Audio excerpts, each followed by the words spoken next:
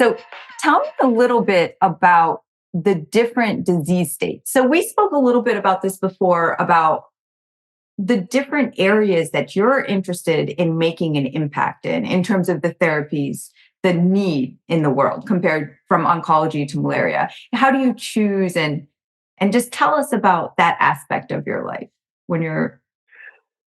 Yeah, sure. Thank you. I mean, I definitely, and this is certainly more true later in life than when I was younger and, more naive and ignorant.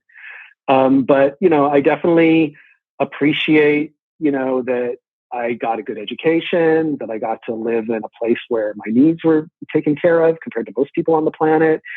And so, I do feel a little obligation there to try to use those skills, for benefit of people.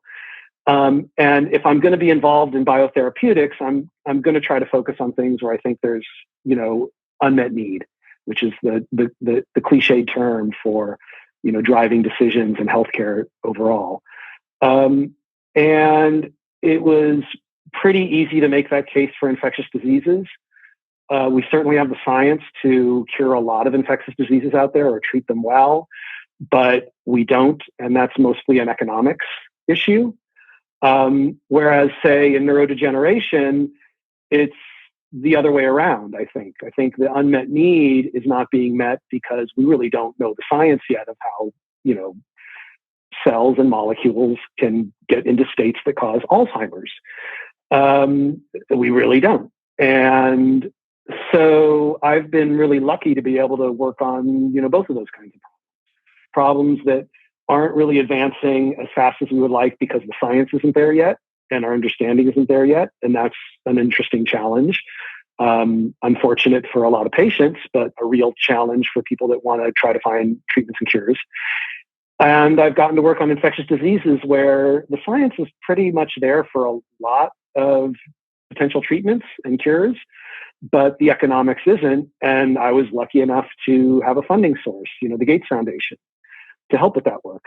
And so, now I'm focusing more on neurodegeneration, and that's just a mix of choices and opportunities that have come around. But I would still love to work on infectious diseases. I think cancer, does have a lot of unmet need until, every patient gets the treatment they feel they need. There's always an unmet need, but there's certainly been a revolution in cancer with immuno-oncology where we've really gotten to address a lot of unmet need in cancer. So, maybe that one's not as in demand as neurodegeneration in my mind. So I'm trying to focus on neurodegeneration for my personal journey.